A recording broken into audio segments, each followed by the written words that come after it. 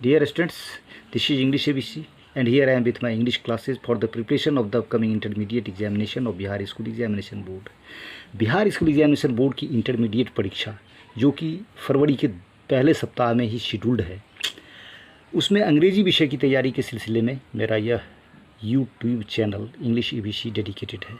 और आज के इस वीडियो में मैं ऑब्जेक्टिव क्वेश्चंस के साथ हूँ और ये जो सारे के सारे ऑब्जेक्टिव क्वेश्चंस हैं ये पोइट्री सेक्शन के हैं। टोटल क्वेश्चंस जो हैं वो 50 हैं और ज़्यादा बोरिंग नहीं हुआ आपके लिए, इसीलिए मैंने आज के इस सेट में सिर्फ और सिर्फ 25 क्वेश्चंस को ही दिया है।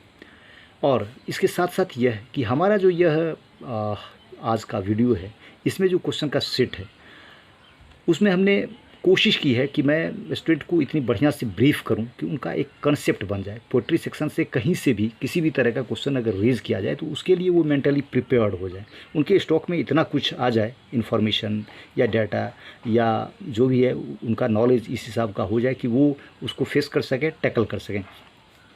और यह कि अगर मान लीजिए कोई क्वेश्चन रेज होता है, जैसे आपके सामने बोर्ड पर अभी है कि पीपुल्स पोइट वाल्ट व्हिटमैन, तो इस तरह के जो भी और सब भी क्वेश्चन रेज हो सकते हैं उसको भी मैंने इसमें एक साथ देने की कोशिश की है। जैसे people's poet Walt Whitman, war poet Rupert Brooke, children's poet Walter डिलामेयर।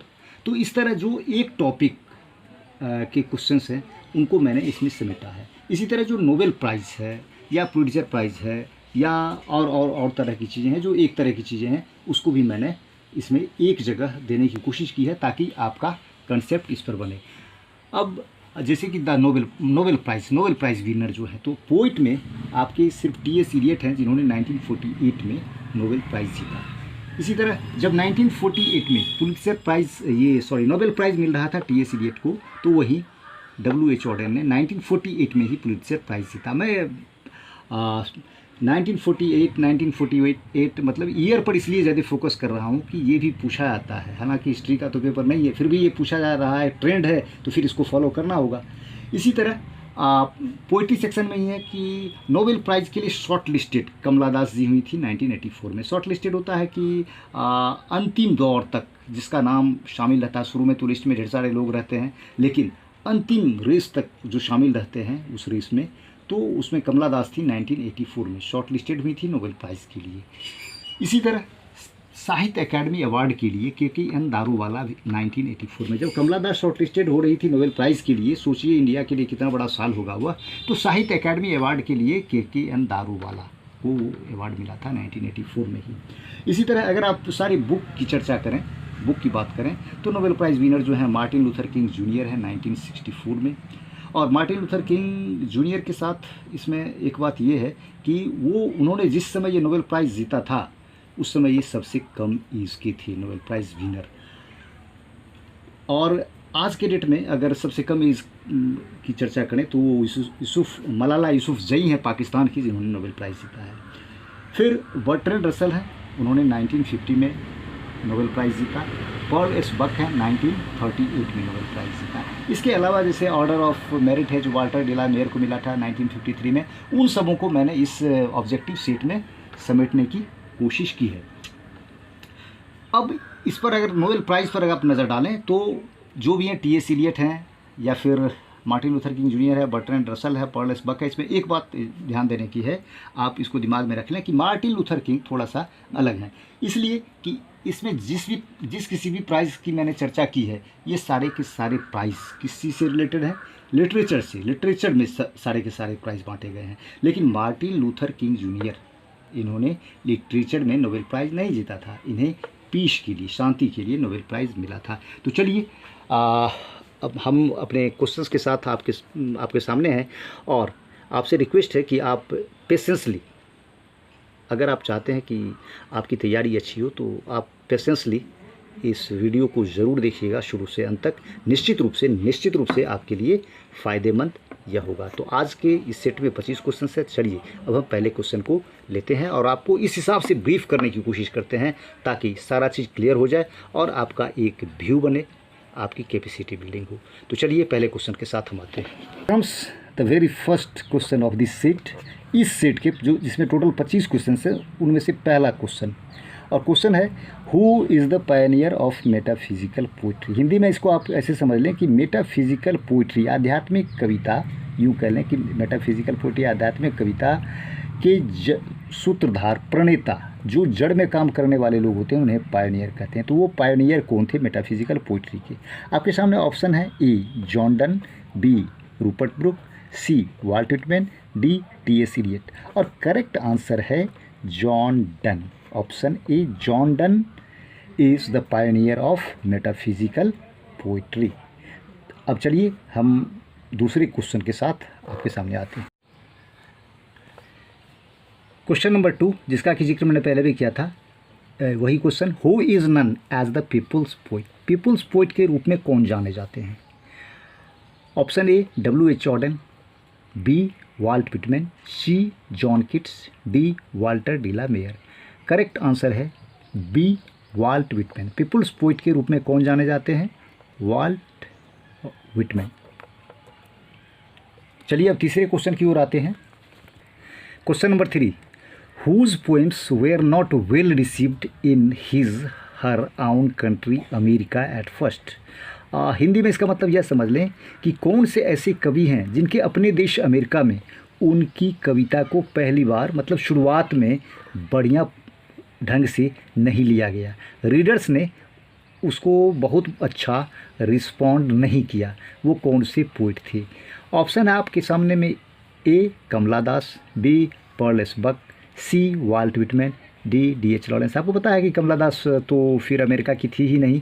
और इसका जो करेक्ट आंसर है, कौन से ऐसे कवि हैं अमेरिका के जिनकी कविता को शुरुआती क्षणों में अमेरिका के रीडर्स ने भाव नहीं दिया, तो इसका करेक्ट जो आंसर है वो है सी, ये वाल्ट व्हिटमैन ही थे जिनके पोएम को बहुत बढ़िया रिस्पांस नहीं मिला था शुरुआत में अमेरिका में। हालांकि दूर देश इंग्लैंड में अच्छा खासा रिस्पांस इन्हें मिला था।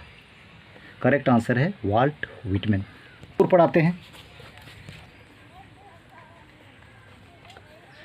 Question number 4, who is considered as the most individualistic literary figure that America has ever produced. Who is considered as the most individualistic literary figure, यहाँ literary figure, who is considered as the most individualistic literary figure that America has ever produced. America ने आज तक जिस किसी भी individualistic literary figure, मतलब व्यक्तिवादी साहित्यिक एक तरह से कह दें आप पर्सनैलिटी को पैदा किया है, उनमें सबसे महानतम कौन थी? तो इसका करेक्ट आंसर है, ऑप्शन है आपके सामने T.S. Eliot, B Pearl S Buck, C Walt Whitman, D W.H. Auden. और इसका करेक्ट आंसर है वाल्ट व्हिटमैन। वाल्ट व्हिटमैन ही है जो कि एकदम अमेरिका के आज तक के इतिहास में सबसे महान इंडिविजुअलिस्टिक लिटरेरी फिगर हैं, जो व्यक्तिवादी साहित्यिक रचना के रचयिता हैं, वो वाल्ट व्हिटमैन सबसे बड़ी पर्सनालिटी है। करेक्ट आंसर है Walt Whitman, most literary figure of America, Walt Whitman. Question number 5, whose work is divide into the British and American phases. किन की जो रचनाएं हैं, किनका जो वर्क है साहित्य के क्षेत्र में, उसको दो फेज में बांटा जाता है, ब्रिटिश फेज और अमेरिकन फेज। ऑप्शन है आपके सामने A Pearl S Buck, B Rupert Brooke, C Dorothy L Sayers और डी W.H. ऑडेन। और करेक्ट आंसर है जिस पर्सनैलिटी के वर्क को ब्रिटिश और अमेरिकन फेजेज में बांटा गया है वो है W.H. Odean.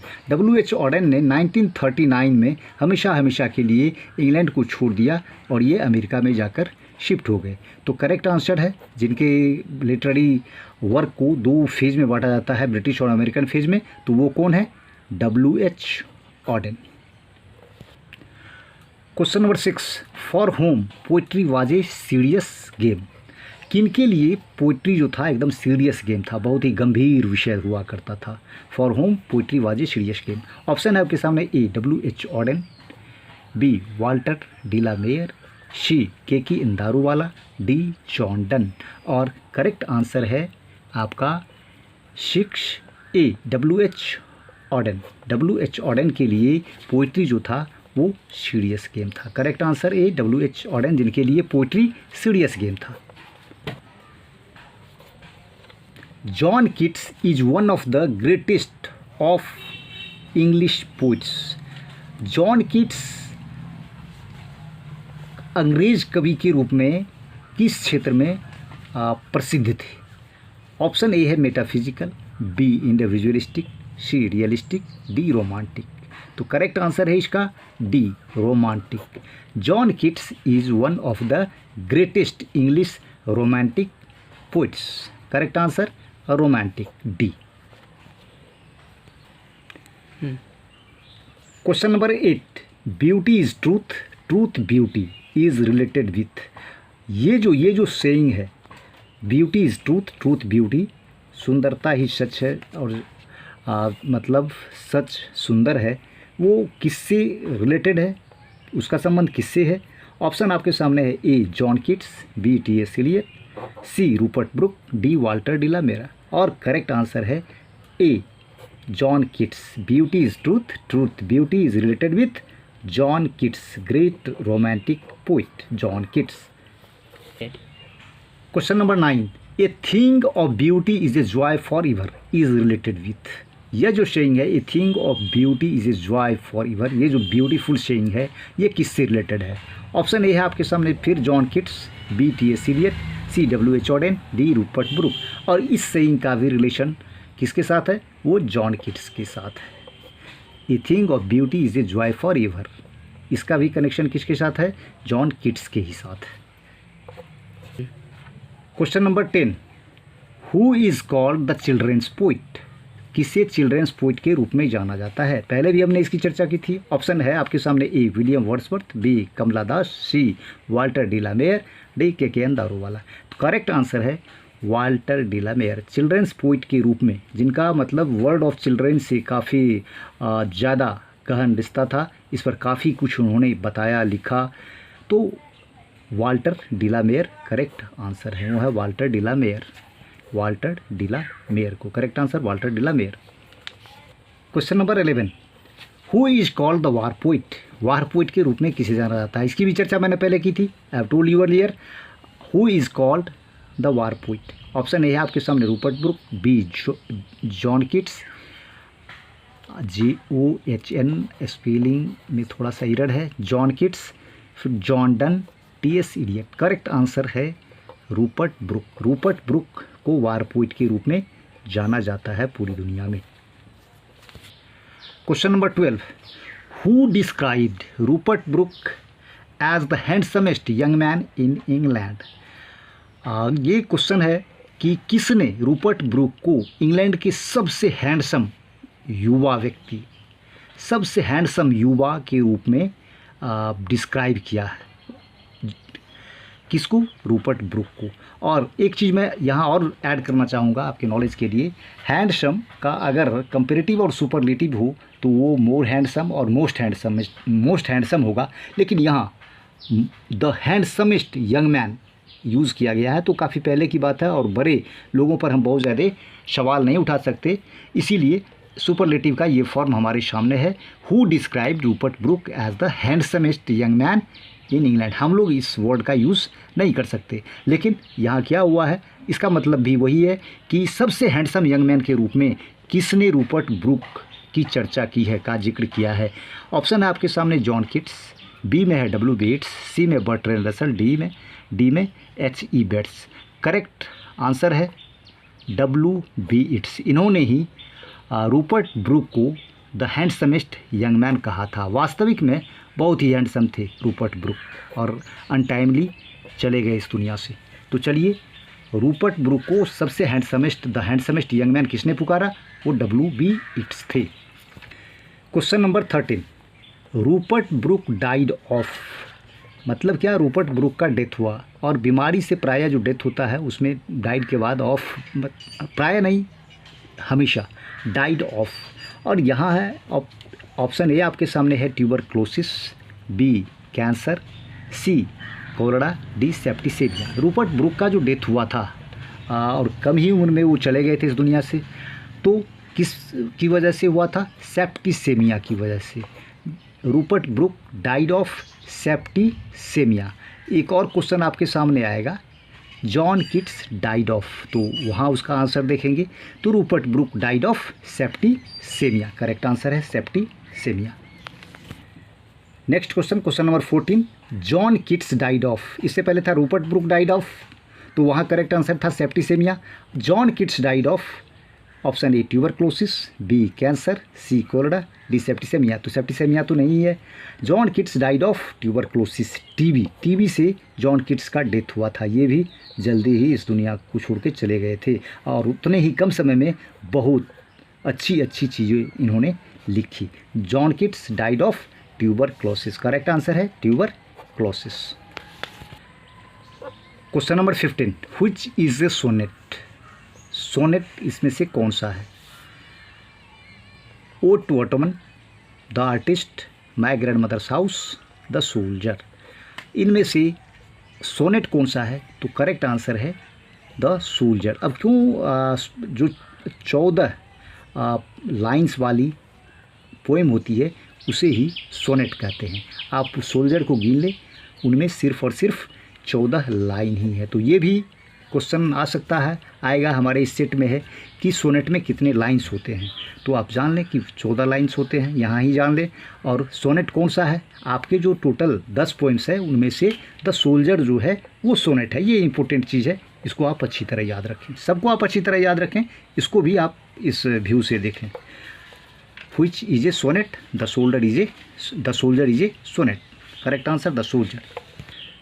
Question number 16, how many lines are there in a sonnet, sonnet में कितने लाइन्स होते हैं? हमने पहले भी अभी चर्चा की है। ऑप्शन ए है आपके सामने 8, बी 6, सी 14, डी 20। तो करेक्ट आंसर सी 14। सोनेट में कितने लाइन्स होते हैं? 14 लाइन्स होते हैं। Question number 17, the first 8 lines of a sonnet are called. Sonnet की जो सोनेट 2 पार्ट में बटा हुआ होता है, फर्स्ट 8 एंड लास्ट 6। तो उसमें फर्स्ट जो 8 लाइन्स है, पहला जो 8 लाइन होता है उसे क्या कहते हैं? ऑप्शन ए है लैरिक, B octave, C verse, D सिस्टेट। और इसका करेक्ट जो आंसर है वो है ऑक्टेव। फर्स्ट 8 लाइन को क्या कहा जाता है सोनेट में? ऑक्टेव कहा जाता है। क्या कहा जाता है? Octave. The first 8 lines of a sonnet are called octave. Correct answer octave. पर 18, यहाँ जो लास्ट 6 लाइन्स है उसको भी जान लेना आपके लिए ज़रूरी है। The last 6 lines of a sonnet are called, option आपके सामने है, A lyric, B octave, C verse, D sestet. और करेक्ट आंसर है सेस्टेट। यानी जो फर्स्ट 8 लाइन्स है वो ऑक्टेव और जो the last 6 lines of a sonnet are called sestet. Correct answer sestet. 19, who is the master criminal, who is the master criminal. आपके जो 10 पोइम्स है उसमें से किसी पोइम में मास्टर क्रिमिनल का जिक्र हुआ है और आपको कहना है कि वह किसके लिए यह मास्टर क्रिमिनल जो है वो जिक्र किया गया है और किसे मास्टर क्रिमिनल कहा गया है। ऑप्शन ए है Robin, B Macavity, C the gold colour snakes, D Tom. और करेक्ट आंसर क्या है? मैकेविटी। मैकेविटी को मास्टर क्रिमिनल कहा गया है, मॉन्स्टर क्रिमिनल कहा गया है, द नेपोलियन ऑफ क्राइम कहा गया है। मैकेविटी जो एक बिल्ली है। तो who is the master criminal? Macavity is the master criminal. Correct answer Macavity.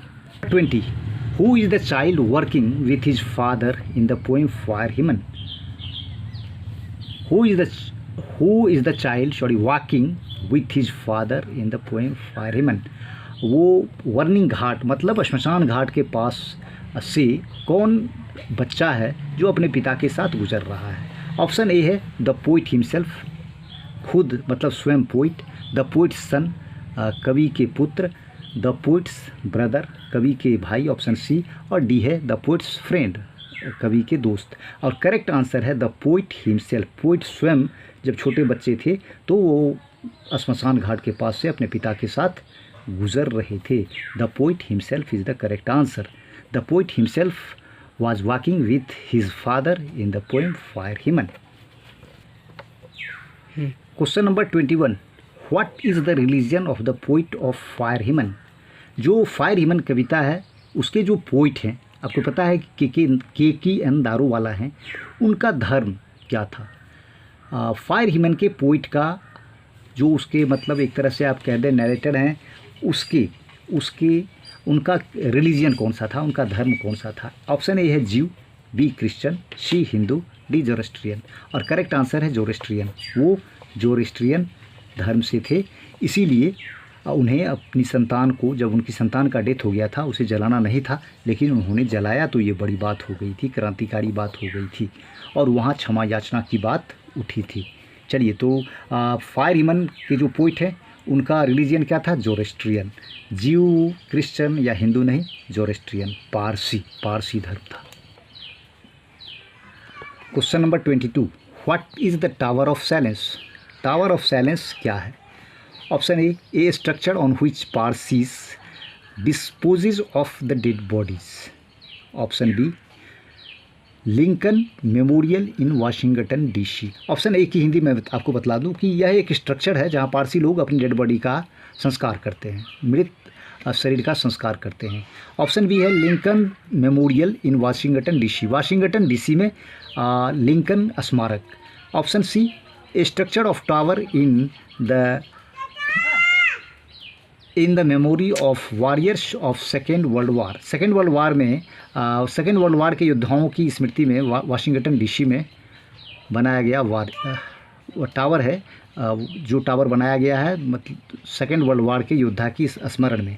Option D A structure found in church yards of American church, Anglican church sorry, तो Anglican church में पाया जाने वाला स्ट्रक्चर, जो कि इसमें जो आपको करेक्ट आंसर है आपके इस क्वेश्चन का टावर ऑफ साइलेंस, तो टावर ऑफ साइलेंस है structure on which Parsi disposes of the dead bodies. Parsi लोग जो अपने डेड बॉडीज़ का संस्कार करते हैं उसका करेक्ट आंसर क्या है, उसको क्या कहते हैं, टावर ऑफ साइलेंस। तो टावर ऑफ साइलेंस क्या है, पारसी लोग जहां अपनी डेड बॉडी को डिस्पोज करते हैं, जिसका संस्कार करते हैं। तो करेक्ट आंसर है A. Question number 23, in Sicily black coloured snakes are considered to be. Option A lucky, Sicily में मतलब काले रंगों के सांप को क्या कंसिडर किया जाता है, लक्की, D women, C innocent, D वेनोमोस।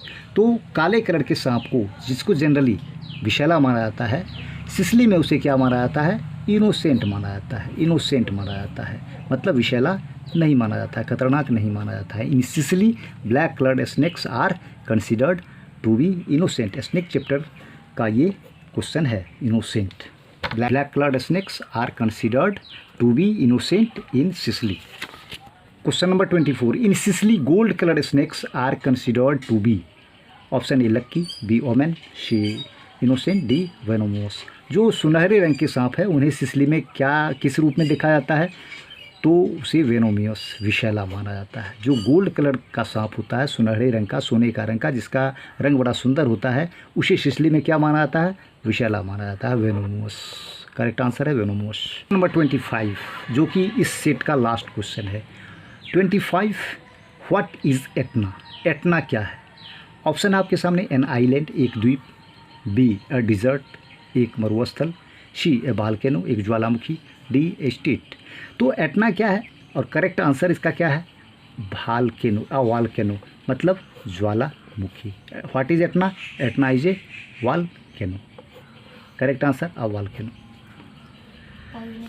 चलिए, हमने इस सेट के जो टोटल 25 क्वेश्चंस थे उसको डिस्कस कर दिया आपके सामने, और उम्मीद है कि ये आपके लिए हेल्पफुल होगा, यूज़फुल होगा और एग्ज़ाम में आपके लिए हेल्पिंग होगा। और हमारा जो यह वीडियो है, मैं समझता हूँ कि आपके लिए व्यू चेंजिंग होगा, आपका कैपेसिटी बिल्डिंग होगा और नॉलेज बढ़ती होगा। और अगर आपको हमारा यह वीडियो अच्छा लगे तो आप इसको लाइक कीजिए, अपने फ्रेंड्स के साथ शेयर कीजिए ताकि वो भी फ़ायदा उठा सकें और हमको भी इंस्पिरेशन मिले। और हमारे चैनल इंग्लिश ABC को सब्सक्राइब कीजिए। साथ ही हमारा जो अगला और 25 पोइट्री सेक्शन से ही, इसी पोइट्री सेक्शन से ही जो 25 क्वेश्चंस आ रहा है उसे ऑब्जेक्टिव का, उसे आप ज़रूर देखें, यह आपसे रिक्वेस्ट है। तो चलिए नेक्स्ट वीडियो के साथ फिर मिलते हैं, तब तक बाय।